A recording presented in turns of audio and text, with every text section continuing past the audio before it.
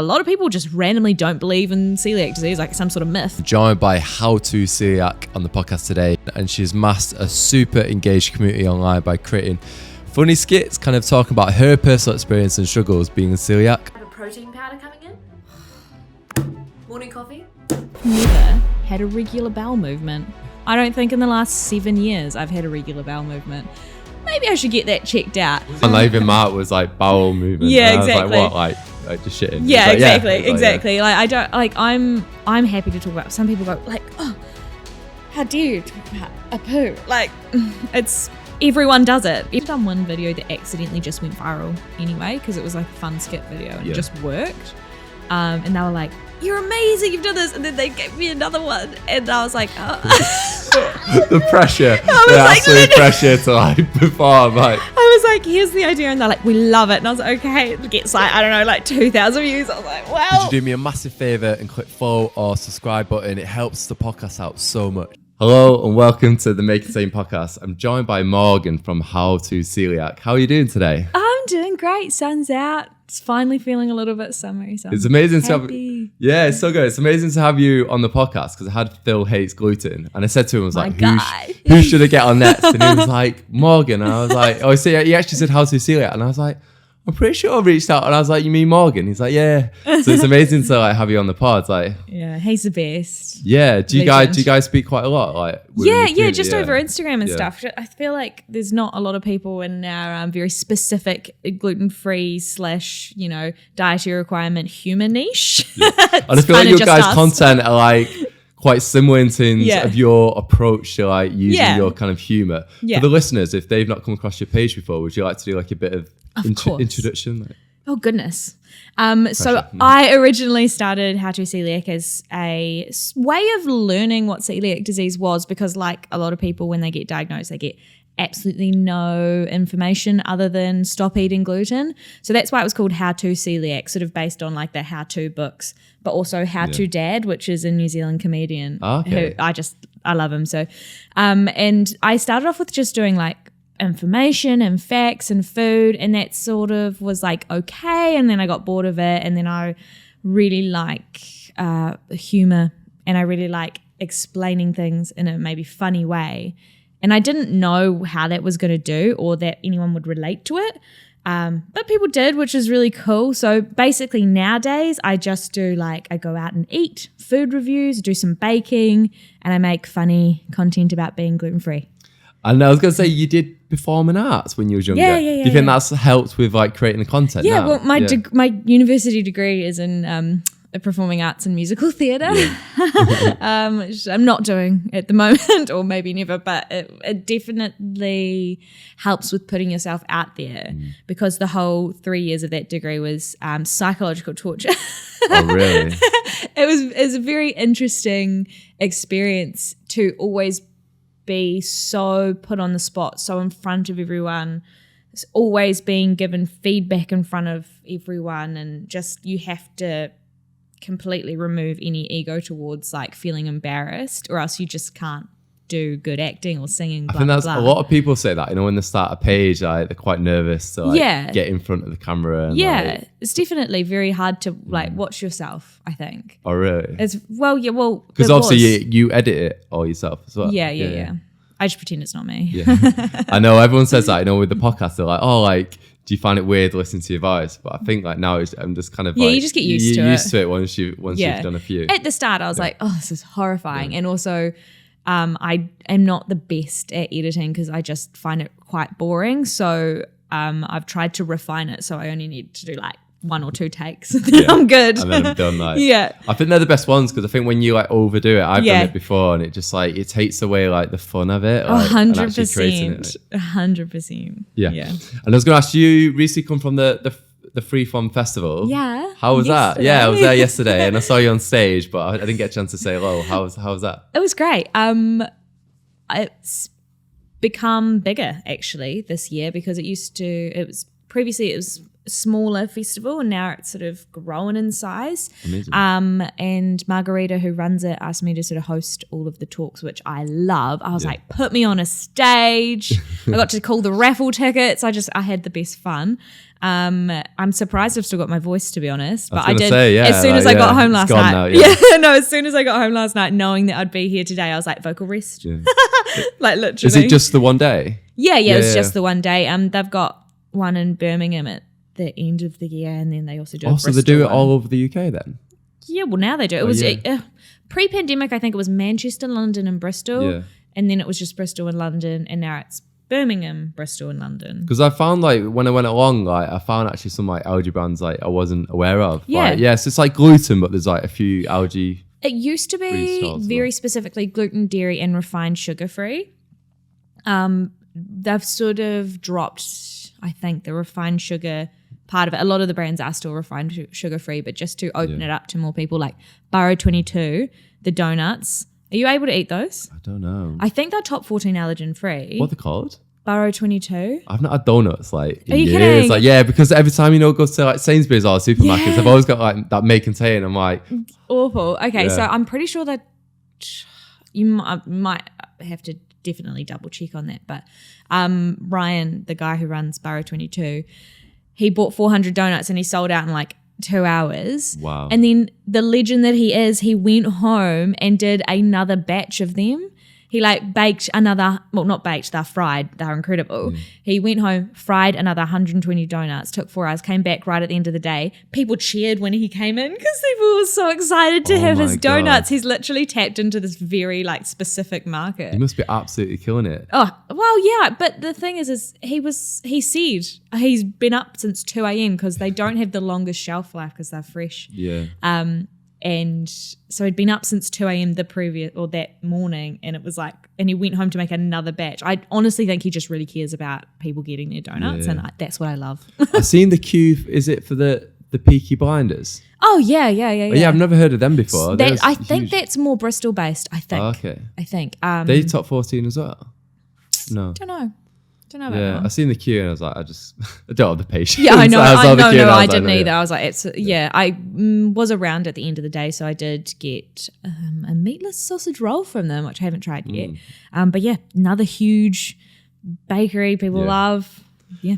And then obviously I was aware of yourself, obviously doing the host for the Algae Freeform show. Oh yeah. So I'm hoping that. God, these shows can't get rid of me. I know, yeah. You just like jumping, like doing a tour. Yeah. I just can't imagine like if you were new to this like world and you ended up going to maybe the Allergy Freeform show when it was on and the Freeform Festival, you'd be like, why is this New Zealand girl who is always she? around? Like I saw you on the Instagram and I was like, who is this? Like, because I was saying before the podcast, like obviously I imagine I know Ben reached out to like a few people, like trying to find out like what everyone's schedule was and then when I saw you, I was like, oh, like who's this? Like, it's amazing. And that's how I like come across originally the first time I kind of come across your page. Yeah. If we go back to the very beginning from obviously living in New Zealand, how was that? New Zealand? Yeah, was it? It's good. It's nice. Yeah, nice, sunny. Is it sunny? It's. I come from Christchurch, which is in the middle of the South Island, and I actually think it's got a very similar climate to London, but just less cloudy. You know how it's always like for a very long time you might not see a blue sky. Maybe less so in Christchurch, in my opinion. But it probably gets warmer a little bit quicker. And it's definitely generally more rainy as well. But it's a very similar climate. But it's a gorgeous place to live because you've got beautiful beaches and you're not far away from the mountains and you're by rivers. It's like everything. The Highlands. Pretty good upbringing there. Yeah, lovely. Yeah, I loved it. I mean, like in terms of place to grow up, I think New Zealand's a really, really good place. Like cheaper than London as well, I imagine. Definitely cheaper, and just having the space and like a garden and things that I would have totally taken for granted had I not lived here. Like actually just having a garden is something that I really miss. And just sort of more time in the day, less travel. So you come home and you're home in 10 minutes and then you've got the afternoon. And just do whatever, people about Christchurch and about New Zealand say it's not really what you do, it's like who you are after work because you've actually got the time to do stuff and explore hobbies perhaps more so than in London. Have you still got your friends back in New Zealand as well? Yeah, all my friends. Yeah, I've got really close friends that live in New Zealand. All my family's there. Yeah. The whole team. I was going to say with your kind of the recipes you do now on your page, like I know you've kind of mentioned your grandma. Yeah. Was she like a massive influence on you when you was younger? Yeah, my grandma, Diane, she is the best baker, even though she won't say that she is. Classic grandma in the sense that she gives you something. Oh, it's too dry. Oh, it's not how I wanted it. Oh, the oven's doing this. But she's really good. And from a very young age, I just got my little stool and stood next to her and mix things. And I think she was very patient with me because I didn't understand concepts like beating until the butter's goes white or creamy. Yeah. I was like, oh, it's in, it's done. It's fine. It's done. Why would we need to do more? But yeah, so she just absolutely fed me. I was at her house most days after school, so she just fed me the best foods growing up. What was her go-to dish? Was it oh my God, I can't even, probably one that sticks out is her tan slice, which is a shortbread base and then caramel and then crumbled more shortbread base. It's just super sweet. And incredibly good. And when she found out I had celiac disease, she started getting gluten-free flour and trying her best to make it as well, which was so sweet. And a lot of the recipes that I have made in the past have sort of been adjustments from her ones. She has this slice, and I think it gets passed around on her side of the family, and it sort of belongs to whoever's made it most recently. Yeah. And it's this really good one. It's like a shortbread base again, and then a chocolate sponge, which in the center has jam, and then chocolate icing, chocolate chips. And I just always call it my grandma's sponge. It sounds amazing. Because I don't really eat desserts because for me, they always have that kind of make and say. Yeah, absolutely. What surprised you when you kind of moved to London, which we'll get to, but was in terms of the food, was there anything which you guys in New Zealand have but we don't necessarily eat? Definitely there's a lot of stuff your pies are completely different. Your pie pastry, I don't know what's going on there. It's not like oh really? Yeah, it's so random to me. What, dry or just it's short crusty in a way, and ours is very flaky and like Greg's. Yeah, I think it's more Greg's actually in New Zealand. But I don't really know because I had a very unique experience. I got diagnosed with celiac disease 2 weeks before I moved here. So obviously as soon as I moved here, my food choices were cut down anyway. So I haven't really been able to necessarily explore. I know the scones are different. Our scones tend to be bigger, not as neat. Yeah. But yeah, there's smaller things. The yeah, there's things I've not tried, what's that egg that's a Scotch egg? Scotch egg. You've never tried one? Never tried one of those. Don't know if I want to. I love them. Really? I actually buy it in my food shop. So if I do my Asda shop, I'm Scotch egg, but you need to have it with orange juice. It's so random. Otherwise, it's super dry. So you need to pair it up with some orange juice. It's wine. It's like wine. I cannot think of a stranger combination, but is that a normal thing? People would drink an orange juice, or is that a you thing? What, with the Scotch egg? Yeah. Maybe it's a northern thing. I don't know. I've always I don't know why. Maybe it's not a normal thing, but for me, I'm because it's so dry, you have to have it with orange juice. I've never had the ones in the pub. The ones in the pub look amazing, but I think I've always been worried about 100% cross contamination. But yeah, Scotch egg and pork pies are massive for me that's so funny. Yeah, no, I've never tried that. But if I find a gluten-free one, maybe I'll give it a go with some orange juice. I was going to say, so you kind of then moved to London. Yes. What was the reason behind that at the time? Was it? A lot of people do move overseas for a while when you're from New Zealand or from a smaller country. We have a pretty good visa opportunity. If you're under 31, you get 2 years to come here and work and do whatever the frick you want, really. Oh, wow. And that visa is pretty easy to get. And so that's what me and my partner, we both moved over together, and we just, stayed for 2 years. We're it actually ended right in the middle of the pandemic, and for some reason, which probably has to do a lot with the fact that a cat had come into my life and I thought I needed to look after him and I didn't want to abandon him. We ended up staying, and James's work sponsored his visa and I could just go on as a dependent. But why people leave, I don't know. It's just for more experience. New Zealand's beautiful and wonderful, great culture, great people, but it's only a small part of the world. And there's so many things that I would have never known, never learned about had I not moved to somewhere so like diverse as London, really. Oh yeah. And then now you're on the doorstep of like Europe as well. Yeah, exactly. Do you travel quite a lot? Oh wow. Yeah. You try to. Well, I would love to. Probably more so before the pandemic, did lots of like little trips away and stuff. But since the pandemic, I mean, the first trip I took had to be back to New Zealand because I hadn't seen my family in like 3 years, and that used up all my holidays for the entire year. So I'm just cruising. Do you go back often then? No. It's so expensive.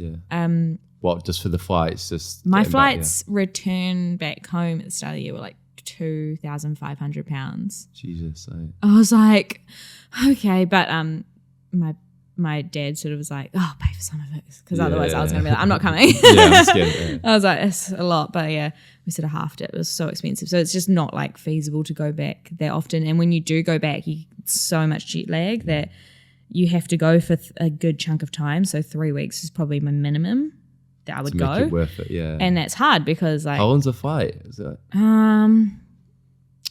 Long. It's a long couple of flights. I've never done like a long haul flight. I've done really? like to like Miami, which is like I think 8 to 10 hours. Yeah, I think so. I went 9 hours to Vancouver and then 14 hours to London and then Auckland. 14 hours to Auckland and then an hour and a half to Christchurch. So Jesus. in total, it tends to be around 24 hours because it's directly on the other side of the world. But the whole travel time's about 36 hours with travel either side and breaks in the middle. It must be nice to like see your family when you've not seen them for like so long. And, 100%. It was amazing. It was. You're quite close to your family as well.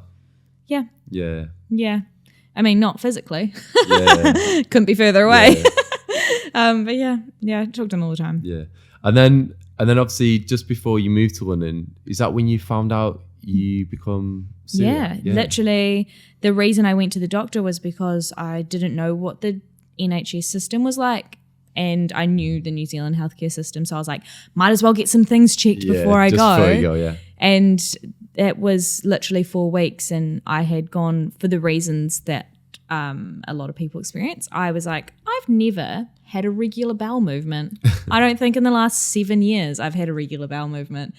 Maybe I should get that checked out. Was it like really often, like a few times a day then? So it was both. I swung from having diarrhea to constipation just constantly. Yeah. Like it was something I look back on going like, how did I live like that for so long and not think anything was wrong? But I think a lot of it was due to the fact no one really talks about poop. It's true, now I do all the time. It's very annoying to everyone around me. It's like every time I have it on, like even Mark was like bowel movement. Yeah, exactly. I was like, what? Like just shitting. Yeah, like, exactly. Like I don't like. I'm happy to talk about. Some people go like, oh, how dare you talk about a poo? Like it's. Everyone does it. Everyone should be doing it. Otherwise, something's really wrong with you. Yeah, you'd be worried. Like.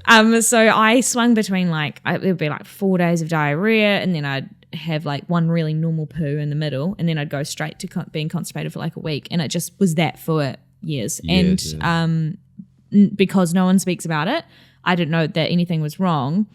And especially because in my performing arts degree, there was a lot of times we were all incredibly nervous before we were going to go on stage, before we had an exam, blah, blah, blah, blah. And everyone would be in the loos and we'd all have our nervous poops. And so that was sort of part of it. I was like, well, that's normal. That's you just like normalize it if you think everyone else is like going through the same experience. Yeah. Exactly. And then after, it was like a couple of years after my degree, I was like, oh, I should probably get this checked out. And I didn't realize how many symptoms I had until after I had gone gluten-free and the symptoms left. Yeah. So the only symptoms I really went with was diarrhea and constipation, bloating, because I was so bloated all the time, actually. I do remember that. And so I got the blood test and, well, it was actually very lucky I got the blood test because I didn't have my regular doctor, and the nurse was like, you've probably got IBS, which is a lot of the reason why people don't get diagnosed with celiac disease, because the doctors or nurses go, you've got IBS, just like follow a FODMAP diet, don't eat gluten, and then they feel better. And then the test for celiac disease, you have to be eating gluten, and people don't really want to make that leap back into eating gluten when they know it's the thing that's making them feel so crap. So it was just very lucky that the nurse was like, actually. So when they do the tests for gluten, you've got to start eating it again to see how your body reacts. Yeah, so that's why it's better to just go to the doctor when you feel like something's wrong and not change anything with your dietary requirement, like whatever you're eating. Like you should just go first because it's really hard to stop and then start again. Yeah. And there's a lot of people that just think they might have it, but there's no way they're ever going to be tested. Yeah. And maybe they'll develop something one day where you don't have to be eating gluten to be tested for celiac disease, but not right now. Yeah, it's like, I don't want to feel like shit again. Exactly. Like, you gotta keep eating it. I'm like, so I actually think just a couple of weeks before that, I was pretty clued up and I thought it was gluten because I was like, I ate a heck load of pasta all the time. And I was like, maybe I should just stop eating pasta for a bit. And I was like, I actually feel a little bit better. But I did go to the doctor and they were like, just keep eating it for the test. I was like, okay, fine. Luckily at that time, I worked in an office with a man that also ran a cookie company. And so we just had buckets and buckets of cookies. And I was like, medically, I have to be eating these right now. Yeah. So I was just pounding them back. Yeah, I was like, no, I have to be eating gluten because I'm getting tested. So I was just eating as many cookies as possible. That must have been great. Just knowing that you can't eat it afterwards, like just make the most of it. Exactly. Well, I didn't know that I couldn't eat it afterwards anyway, but having a little, I was worried anyway. But so yeah, I got the blood test. You get an antibodies test, and that indicates like, yes, something's going on with your antibodies. It's probably celiac disease. And that's a very accurate blood test. But a lot of places still want to do an endoscopy to check. Some places, though, are just taking the blood test for kids. Is it where they put it down your throat? Yeah, the endoscopy. You can get... I got put under for it. Some people don't. I'd be like, I don't know how people will do that. I don't think I could, No, it's awful. Like, I loved my endoscopy experience because I'd never been put under for anything before, like no general anesthetic. And they were like, we're going to count it down from 10. You just don't believe it. And I was like, it's not going to happen. Like, exactly. And by 8, I was like, well, I'm gone. I'm in a different place. And I was like, this is amazing. God. At one point, I did wake up going, because it was down my throat. And they're like, you're fine. And I was like, okay. And then I went back to sleep. It was fine. Like I don't remember that being a negative I can imagine experience. waking up to it. Like, do you remember that?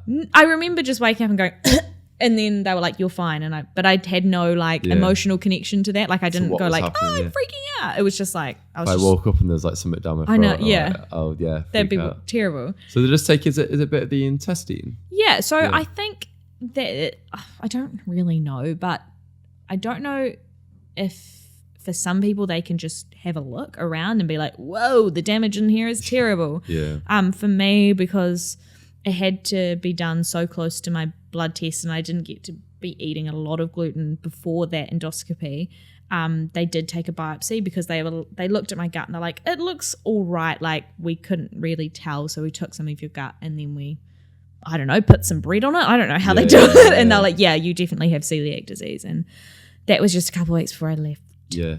How was that then? Obviously, like changing your diet completely. Was it a shock to the system, or did you kind of adapt quite easy? Would you say? The thing that I'm so thankful that I did was that I had a last weekend of gluten.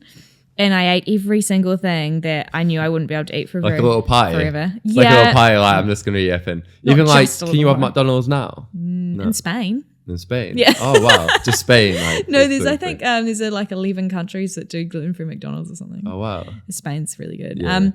But so I had a Big Mac and like 5 packs of chicken nuggets. And I also had like croissants. Yeah, literally croissants. I went to my grandma's house. I ate every single thing in her car. I literally went around. I was like, Grandma, I've got to eat everything you've got. And she's panicking, going, oh my goodness, I've not baked anything in 2 days. And I'm like, it's fine, give it to me. And then I just stopped. And I ate Oreos as well. I remember eating Oreos. But you can get gluten-free Oreos now. Yeah, I saw that on Phil's like Instagram the other day. And I don't think they could like tell the difference. Like they just taste just the same. Like, they're really good. Or even like the beer. I think the guys could taste the difference between the beer. I'm not a huge beer drinker, so that wasn't a big loss for me. The biggest loss for me is a croissant, which I've now got a tattoo of in memoriam. You've got quite a few tattoos. Quite a few. I've got bread, my cat. a fox. I like it. I love where you got like loads of like, Yeah, I do. It's just sort of tells fun. a little story. Yeah, exactly. Yeah. None of them really mean anything other than that I can't eat gluten anymore. Yeah. Has it got a smiley face on it? Yeah, Yeah. because he's funny. happy. Yeah. And the bread's kind of got like a bit of a vacant smile on it. Yeah. Like a bit evil, but I don't know. It's probably the same size of gluten bread that. Yeah, that we can eat. Yeah. Actual size. Literally. Like, yeah. Yeah. So, but in terms of the adjustment, I honestly don't remember. I remember going to the supermarket and being like, oh my gosh, it's so expensive. And then I moved here and it was kind of good because it was a whole life change, moving to a new country and a new city. That just sort of came with that whole change, and it wasn't, I don't even remember really. I was going to say, if you move back to New Zealand now, do you think it'd be harder living with like celiac and obviously gluten in New Zealand? There's definitely less choice, and it's more expensive, but they're pretty good. They're pretty clued up on celiac disease. Yeah, so it's not too bad. Like, No. Yeah, I imagine London's quite good. Do you find that Very when you good. eat out in restaurants then, do you find like they understand it a lot of the time or not? The thing about London is there's so many places that are just 100% gluten-free. So most of the time I eat out, it's at a 100% gluten-free place, and I don't even have to worry about Don't even that. have to mention it. Exactly. Yeah. So, but that's not something you'd really get in New Zealand. There's a 100% gluten-free bakery in Christchurch, but not much else. Others are it's just not often options. that, yeah. But if I do go to a place that isn't gluten-free, I do find them pretty clued up, and I think that's a lot to do with the allergen laws that have been more recent, Natasha's law and stuff, and all of the advocating work that people have been doing. Like Yeah, I Deanne. think people are more like aware now. I think because of like Natasha's law and it constantly like being in the news and like people being aware what happens. Like even like friends which don't know anything about too much about like allergies would know about like Natasha and what happened. Yeah, exactly. And like obviously an awful tragic thing that shouldn't have happened, but it has really done a lot of good and is a really cool legacy thing, I think. Yeah. How's it been then, obviously, like traveling? Do you find like abroad you struggle sometimes? And if you do eat something, like do you just feel awful? Like do you know straight away? Yeah, I know pretty quick, probably within like 10 minutes. My reaction to being glutened would be I get hiccups and like I start burping and it's just a really like what's happening? gassy situation going on both ends. And really bloated. If it's a bad one, it will be brain fog is the one that gets me. And like it sounds so silly, like it's brain fog where you just like you can't think straight. Yeah, it's just like you're like lights on, no one's home. It's so strange. And I just think like my words go nowhere. My sentences have no ending. People tell me stuff that goes straight through me. Yeah. As well as you get super tired, and I get migraines as well from that. The last time I accidentally ate gluten was one of those Prime Minister pies. Do you know No. Okay, so they brought out a gluten-free pie, but they kept them all in the same place in Sainsbury's, and just one day, it's totally my fault. I'm not blaming them at all. But they do have very similar packaging, but it's totally my fault. And I just picked up the wrong pie because I got it all the time, thinking, oh, this is the pie. Yeah, this is the one. Yeah. Halfway through it, I was going, God, this pastry is good. So good. This is not at all dry tasting. And then I was like, let me just have a look. And I was like, oh my God. And I'd eaten half of it, more than half of it. And I felt rubbish for a while. That brain fog lasts like 5 days for me. And then Jesus. All right. So it's not like it just happens for like a few hours and then you're back to normal. Kind of thing. and it's like, what do you even tell work? You're like, I'm sorry. I've got brain fog. Like I can't. Some people don't understand what that is, or like it kind of just sounds like, oh, you're having a bit of a day. That's okay. And you're like, no, I'm actually eating something. No, I literally cannot think, and it's all to do with like, but. Yeah, and I get super tired. If I get glutened, I have to sleep like 10 or 11 hours a night, whereas normally it's about 8. And then the longer term ones are probably more like, I just cannot get my bowel movements right again for like another 3 weeks, which I hate because like never have I appreciated anything more than regular bowel movements. Post-diagnosis and post-going gluten-free, I'm like, this is what living's like. Like, honestly, this is life. I think from like speaking with yourself and like other people, I'm like, was it Friday? I actually rang up and I was like, I think I'm celiac. I've got gluten intolerance. So they put me I don't know what the word is. they put me forward for like some of the tests, so Yeah. I'll find out sooner or later. Oh, good. I hope it happens. I don't know how long you have to wait for the blood test here. I hope it's not too long for you. I don't know. They put me a referral to two different units actually. Okay. So yeah, so work just recently gave me like private medical. Oh, incredible. Help, so I'm like so lucky. I think they pay for it, but we have to pay for the tats. Yeah, that's the same, I think, for my work. But I can't get it until after a year, which is so random. Yeah, I like, don't know. just give us the health insurance. Yeah, it's not like super, like, it's still quite, well, I think it's like 20, between 20 and 30 quid a month. Yeah. But I mean, like, you don't really miss it if you don't see it kind of thing. So yeah, exactly. So yeah, I'm hoping to it's worth it. get to the bottom of that. Oh, that would be incredible. Yeah. To go private. Yeah, with imagine if I have. I'm gonna have to change my whole like blog and like podcast, allergy, gluten, celiac, start doing recipes. No. But yeah, we'll have to see. What's another thing to the mix? Another thing to the list. Another thing to have to avoid. Yeah. Be like part of the community now. Yeah, well, you've already got. I feel like the allergy community and like gluten-free and similar, that there's like a lot of crossover. I know. I feel like I've crossed over more recently, like just by like it says, speaking with yourself and having like different people on within like the gluten community. I'm like, oh my god, I know this person now. I know this person. Yeah. So yeah, no, it's interesting when you like start tapping into like different areas. With your social media, where was the whole kind of journey behind that? Where did you start with that?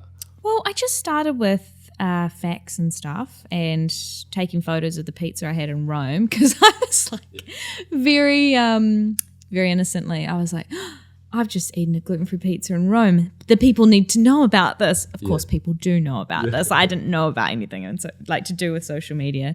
And that was my first post, was a pizza. I actually went back because I was archiving a bunch of things the other day. I was like, just irrelevant, like boring stuff. Oh, really? And I like hiding it. Like, yeah. Well, not nothing I need to hide. I was just like, oh, nah, I don't need this anymore. Yeah. Like old photos of like the gusto meals I cook. Like no one needs to see that. That's boring content. It's all part of the journey. It is part of the journey. I kept some, but I was like, that's enough. Yeah, some of it is like, yeah. And then so I was gone too far back. Like, well, it is. But I was looking back the other day and I did lots of facts and that. But yeah, over lockdown, it definitely transformed into more skits and just having a laugh about things because I don't know how it would be for like very serious, like imminent life-threatening allergies. But for me, because there's not that absolute life-threatening danger, I feel like I can have a laugh about it. Yeah. And maybe people that do have... I try to. I've made a few skits before. I always used to, when I'm back home with my mum, I always like make ones with my mum. They always do really well. Like, really? They just love my mum in any video. So I was thinking about the other day to like try and do more of that stuff. I think I've moved away from it a little bit because with the podcast, like I don't know, like it takes up so much time, so I don't have the time then to create like the actual funny content. But that's what people want to see. Like when they go on Instagram, they don't want like something serious all the time. Yeah, and it is a lot of serious all the time in the like free from community. So I just wanted to be a point of difference. The other side of that is that I don't know if at school you ever had like, I don't know, older like young 20-year-old people come in and do skits about like driving safely or like what, all in of school? that. Yeah, like no. You never had people come in. So I don't know what it is, but in New Zealand we had a lot of like skits and like there were all these like cool 20-year-olds like going, hey kids, don't drink and drive, stuff like that. And some of them would be absolutely hilarious, and that I figured was a way that I take in information a lot better if I'm laughing about it. So the stuff that's like more that I've made skits to do with more scientific things like how biopsies work or how your immune system reacts to gluten. Like it's obviously very fictionalized because they're not real people, but a lot of that is sort of based in truth, and I thought is a really cool way of explaining. And that video, that was probably the best video that I have ever done, was when like a piece of gluten comes into the stomach and the immune system freaks out and starts doing all of this stuff. Yeah, it got like 8 million views. Yeah. Like some 8.7 million views and like 500,000 likes. Like when I saw that on Instagram, I was like, what the? I know, it was just so crazy. random. Like, how many followers did that? That must have like... That one, so there was 2. Yeah. the diarrhea, constipation, button one, that was the more recent one. That got me like 15,000 followers at like 15. Yeah. It was very odd. I was like, I don't like it. I literally put my phone down for like a month and then I lost a bunch of them. 15,000 followers in like a day or two. No, it was in like, it was like over like a couple of weeks. Wow. And I didn't like it. I was like, no, I don't like, these people are only, no. And I knew that it had reached a specific demographic that wasn't going to stick around because I didn't make videos like that all the time. Oh, okay. And so for like, then 6 months after that, I just stayed at the same, which was like, it's neither here or there, but it was very like, oh no, like I don't need people seeing this, and it got posted on Reddit, and it was quite overwhelming. And then I had these people that were absolutely convinced that I'd stolen this idea of someone, so like an Australian woman that makes like funny skits about like things in her stomach. I'd never seen her before. It's ridiculous though, because like I always get influencers. There's a person who I follow and like she does like funny skits, and I keep thinking like, she does like, and like where she like does like, it's like women's like bits, and like she's like, she acts as like the period for one bit. Or like, does she have ginger hair? No, she's blonde. I think that might be the one that I was told that I was copying from. But like I've definitely done a video similar to that, because I'm like, well, she ain't doing it in the allergy space, and like it's absolutely fine to get influenced by other people. Which if someone's doing something really good, then you're like, well, what can I take from that piece of content and like create it in mine? So even if someone's like, you got influence, like like, I know. I mean, I hadn't even seen this person before, which was cracking me up. But like I do want to be quite like, I do value a unique perspective that I have on being able to like make specific skits that like other people aren't doing. I don't actually end up taking in a lot of allergy content anyway, just because I want to, even though it's absolutely totally fine to be influenced, especially for things like trends and that. I'm just like, I just want to see what I can come up with. How do you so you come up with the idea? Do you write in notes on your phone, or do you write the script, or how do you work? Like, I have this list that's so long of just like one word or a sentence ideas, and I go back to it every so often. I go like, do I want to do any of these right now? And maybe there'll be one, but most of the time it's like, no, not right now. The best videos that I've done have been oh my God, this would be funny. Let me make it right now. Jot down a couple of notes and then I just make it. It's sort of like a very quick process. So it's not like I don't sit there and like hours scribble about it. I'm really thinking and like what's the messages behind like this? mind maps. Like, what's the call for action? Like I need some feedback. I take it to a team, and it's very much just a bada bing, bada boom. And I had one the other day about like allergy menus and stuff, because I always find like people just never can find it. I know that you did one with but this was one was like I always find like from my personal experiences, like they can just never find the allergy menu. Oh my God, yes. Or it takes ages. Yeah. It takes ages, and you're just like waiting around, and you're like, oh, like. I know. Yeah. I have a video about. Do you ever go to Wagamama's? Well, can you? I can. Like people with allergies say it's actually really good, but I've still it'd be great to share what you say. But I've never actually. I went once, and I don't know, because I don't really eat like Japanese foods. Right. Okay. I was like, I just don't want to risk it. But I've heard that people eat there. Yeah. The reason I sneered a bit was not because they don't handle it well. Like they do. They're incredibly on top of it. Like to a sense where you're like, okay, wow, now I just feel awkward. Like they go, oh my God, like I cannot take your order. A manager has to come and take your order. Oh yeah. And then the manager's doing about 100 other things. So they come back around eventually, and then I can't bring your food over. A manager has to bring your food over. I'm like, okay, well that's fine. Like I get there's a lot of processes in place, and I think it would make people feel very safe. I don't want to say it's overkill, because like the more people are thinking about it is actually the better. Yeah. The thing that I don't love about it is it's super bland, and I got a pad thai like a couple of weekends ago, and they just didn't. There was no sauce of any sort. It was like the noodles had been taken out of the water and put on the plate, and that was it.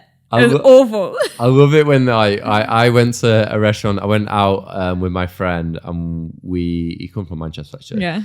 I went to I think it's called Pub on the Park. It's actually the name of it. And they was great. When I mentioned my allergy, they was like, yeah, great, we'll get you a separate burger, which is yeah. upstairs to like reduce any like risk of like cross-contamination. But when the burger arrived, like, it was just like no sauce. It was literally like, they got rid of the burger sauce. Maybe, even though it said like it was fine on the Aldi menu, they just like, they got rid of any relishes or like sauces. And, like, so it was just like, I was like, oh, just like trying to ketchup on it to make it like, literally. Otherwise it would have been so dry. But Yeah. like, fair play to them. I knew like they didn't want to like risk giving me something I couldn't eat. But, it's a really like hard, like a fine line to balance, I reckon. But kudos to people that are absolutely giving it their all. Yeah. Has your content changed quite a bit then from where you started? Yeah, 100%. I didn't do skits until like I had like everyone had a breakdown in the pandemic and needed to do something different. Did you do TikTok? Yeah. Yeah. Love TikTok. Are you quite big on TikTok? My cat is. Your cat is? Yeah, my cat's got about 700,000 followers. Fuck off. Oh my God. Hey, do you know who? I'm so surprised. Random. Yeah, I it's know. so mad. Like, Hey, do you know? Yeah, no. He just his thing is he's very cute, but his thing, he's got like a girlfriend that he's in love with. That's a neighbour's cat, and I just film them and make little videos, stories about them and about the other cats in the do you neighbourhood. voiceovers? No, I just use the text to speech. Oh really? Yeah, that's it. Do you get I mean, Lincoln says those things. Do you get brand deals off back of the cat? I have got a few. Ocado? Yeah. What? Really? Oh my God. Random, eh? Like, we did a Valentine's, like, it was a Valentine's card for Ocado because his thing was about, like, he's in love with Lily and he loves it. And that was actually a really fun one. I enjoyed that. But I've had, like, a cat food brand that he used to eat, but he has since gotten a sensitive stomach. So now he has to have sensitive tummy biscuits. Oh my God. He's a sensitive boy, just like me. When did you start that account then? Was that during the lockdown as well? No, it was, well, it was. The lockdown just went on forever, didn't it? I started probably in the third lockdown. Yeah. No, that's crazy. Like. Yeah. With you now, do you do a lot of brand stuff? Obviously, you want to make sure it aligns with your page and So I do have. Oh yeah, I do have also How to Celiac TikTok as well. But I do brand deals. I really actually enjoy that. I love writing ads for things. Like if someone gives me a product, and it has to be a product that I like. Like I'm not going to do an ad for something that I hate. No matter how much they're like, we've got this amazing. See, I'm not a huge.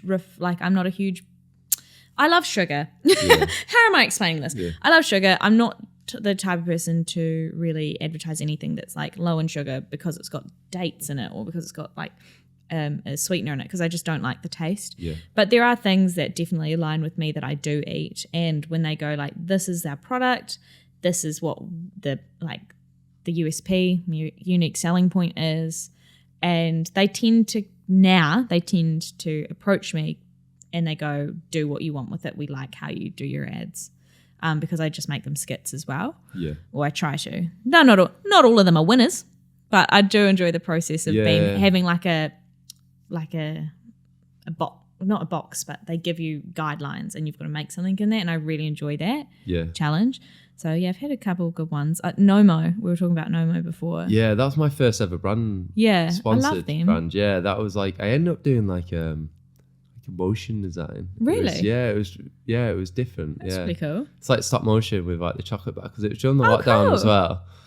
I thought it was quite cool. I think it did all right. Yeah. For like, it was different. I think now I'll probably do something a bit different. Yeah. I feel like I need to be doing more like not stupid skits, but it's like whoa. Like, no, that's stupid. No idea. No. But like, because it's just like more engaging and it makes it like, it's like relatable. And I stuff. know. Like, I don't want to be like the serious podcast guy, because every clip is just like, this happened. Really sad about stuff. I'm scared I'm going down that route. It's just because it's hard to like, do it all the time. But. I know what you mean. So Nomo were really, I must have done one video that accidentally just went viral anyway, because it was like a fun skit video and it just worked. And they were like, you're amazing, you've done this. And then they gave me another one. And I was like, oh. The pressure. The absolute pressure to like perform. Like. I was like, here's the idea. And they're like, we love it. And I was like, okay, it gets like, I don't know, like 2,000 views. I was like, well, that's the gamble. That's the gamble we all play with. But I've learned to, at the time I was like, oh my God, I'm mortified. But now I know that that's just social media. It's like, you can't always have beat something the that goes algorithm. viral. Yeah, you can't never always know like, what's going to happen. Like, say, because I think the best piece called the nose has got, you know, you got airy nose. Yeah. The best. I need to get a drink. Can't do it now. Now I've had the water. What were we even talking about? I forgot it. We were talking about skits. Yeah, I was saying like, I think the best pieces of content I've done is just when it's just been like off the bat, like, Yeah. or just anything, including my mum. Honestly, if I lived at home, all my content would just be like me and my mum. making Yeah. skits. Mums are good for. She's The great, like, algorithm loves mums. we did one which got some like 400,000 views on TikTok, where my mum coming home like hide the nuts, I think I might have seen that. and she's like getting the nuts, and she's like running around the house, and she's like trying to put it in the safe, love but that. she absolutely loves it. She's like, Dan, how many views? Oh my Like, god, yeah. I love So every that. time we do like a video with her, like she's all over it. I've done a couple videos with my mum, like taste testing, because she's Yeah. also gluten-free. Oh so wow, okay. when she came over here last year, we did like taste testing gluten-free food from the UK. And then when I went home, she's like, we've got to do another one. Yeah. And she loves it. She's like, I'm famous. Yeah. I'm famous. People know me. But that's what my mum's like. Yeah. Mum's like, when people recognise me, because we went to like the Audi show and stuff. She's like, are people going to recognise me? And I was like, Yeah. but yeah, she loves it. I think like people like, actually, I think a few people like kind of knew who she was. And I think they said hello to her. And she's That like, is so sweet. Yeah. No, I love them. Yeah. But my mum's dad's good like the content. opposite. My dad Yeah. just like hates being like in front of the camera, like Yeah. anything like that. He is all over. That's so I thought it was funny. maybe when I spoke to Phil as well, he does it like full time now, which I thought was Yeah, like, what a legend, eh? yeah, It just it's shot amazing. up. It's Is there awesome. many people which are doing it full? I know like Becky does it full time. Yeah, Is and it really then- hard to make that leap? Like, I think I don't know really. I think the last couple of years has been very volatile with when work comes in. So Yeah. I have a full-time job, and so I only just do it on the side. But I have a job because like a real job. I have a Yeah. real job because there's just no telling what will happen or when the next pay or whatever the next job comes in, and it is a leap, definitely. I could not tell you what the conditions for me would need to be for me to do it full time. Like if I get the vibe that I can live off it, then maybe I would. I don't know. I'm not tethered to that idea either. I just enjoy doing it. yeah, What I'm doing no, now. same, But there is like- quite a few people like you, Sarah, GF blogger, and Laura, really? my gluten-free guide. They're both full-time bloggers. I don't know Natalie. I don't know anyone within the algae space Right. Okay. doing it full time. Yeah, I as think- like a full time content creator. I know the Yeah, I don't know. I don't know. because I look at the food algae space and there's no one which is a full time creator, No, I not can't. business like creator, which is doing it. Off the top of my head, I can't think of a Yeah. person. But if there is one and they're like, well, I would have been like, oh, well, of course. But just right now, I But can't. yeah, like I think it's tricky really I know within the algae space it's quite tricky, and I think it's different as well because I think in the algae space it's not the following obviously is nowhere near as big as like people with like, obviously like gluten and like I don't know because the gluten space is bigger or maybe the content is a bit different. I Like, think yeah. I think it is just generally a bigger yeah. audience. Like, do you know percentage-wise how many people have allergies? Yeah, so it's like 3 million people in the UK. Right. Natasha's foundation's estimate like by 2070 it's going to be 70% of Holy the population. moly. But I don't know. I don't know who Yeah. they worked with For that one. for that one, but Well, that I seems don't crazy. know. Like, I yeah. don't know. I feel like I've heard a figure that's like 10% of people choose eat gluten free, not Yeah. choose. Sorry, some of them might be choosing, and then there's like 1% are Yeah. celiacs, and I don't know how many have like a gluten allergy or gluten blah blah. But it does seem like a big pool of people. I don't know why it's Yeah. specifically so big though. How's it been with like? Do you ever get like? I get it a few, like not all the time. Do you get like not like a backlash, but do you get like?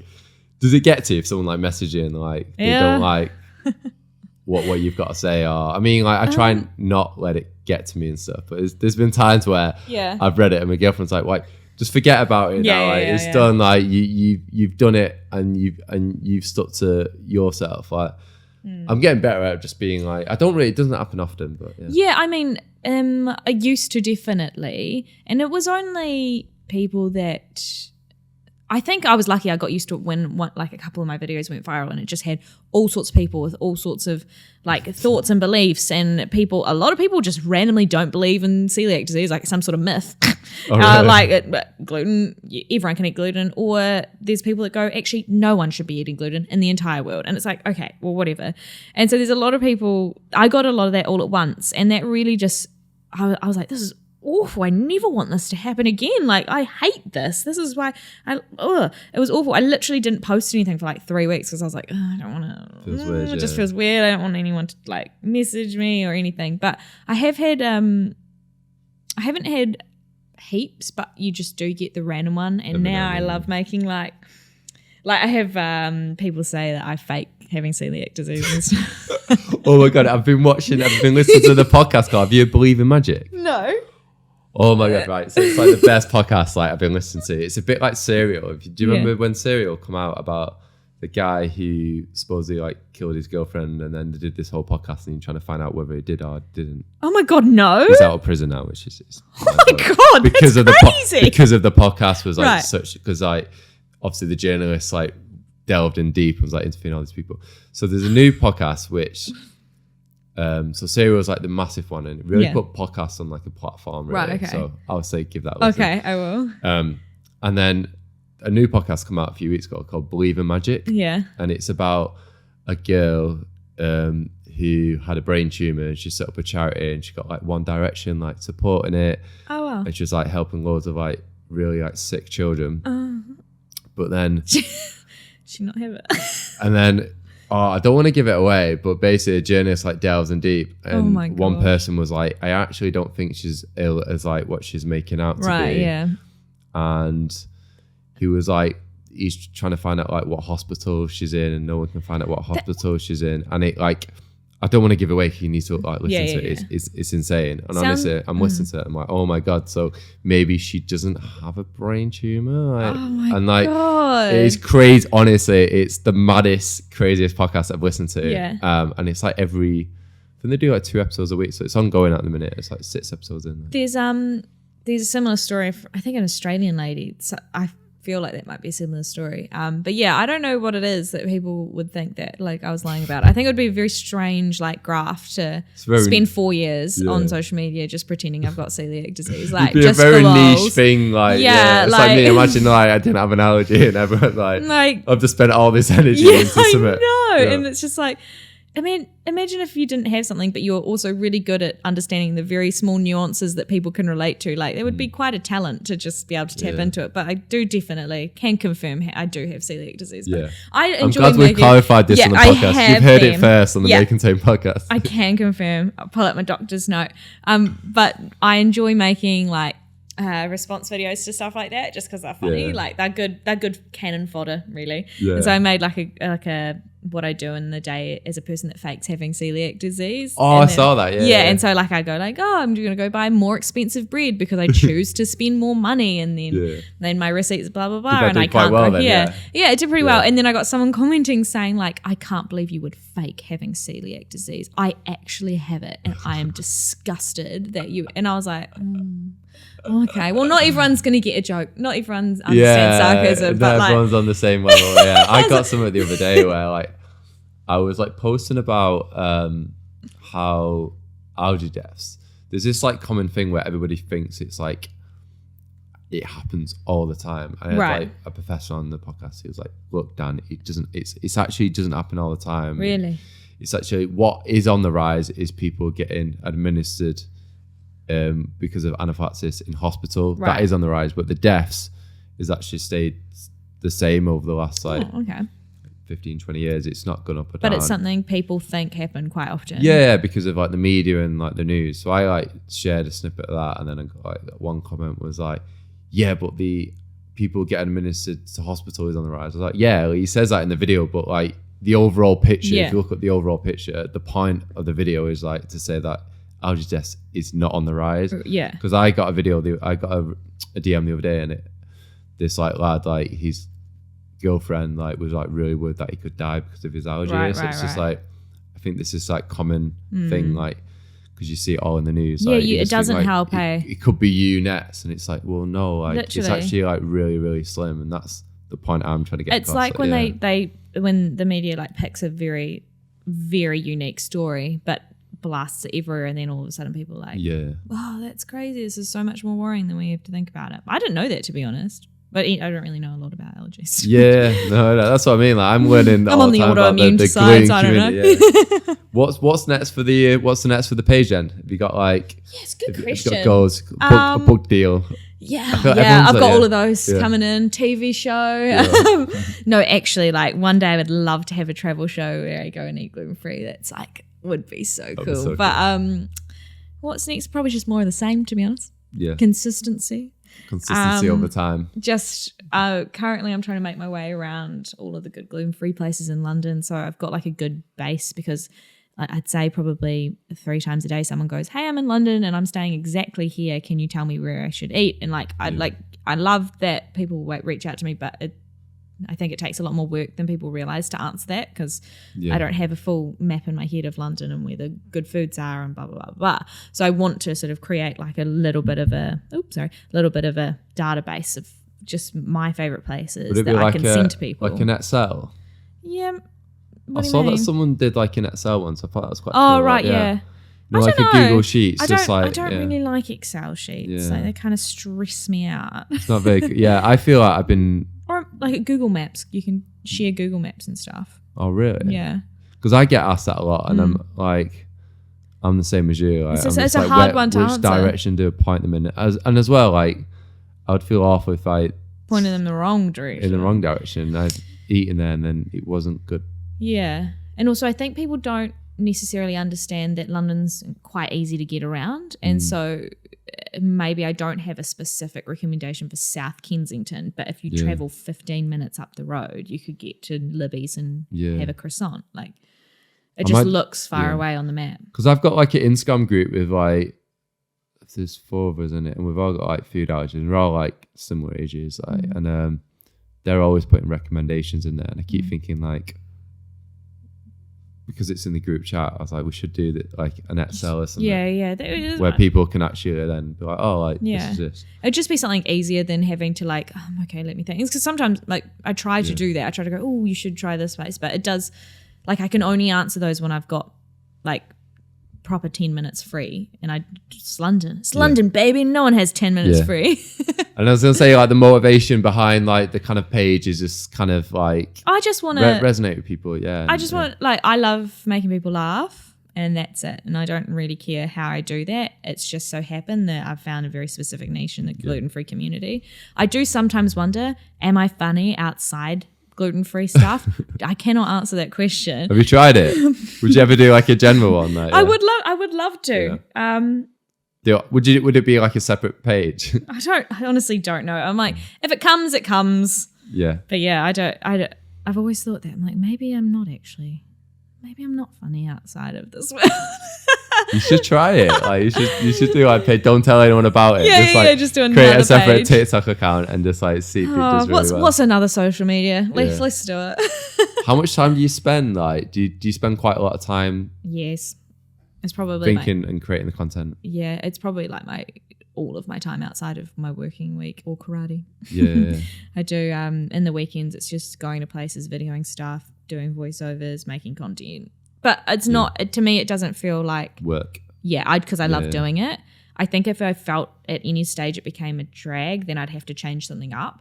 But no, I enjoy it. I still feel rested after the weekends, and I still enjoy going to a work and full-time job.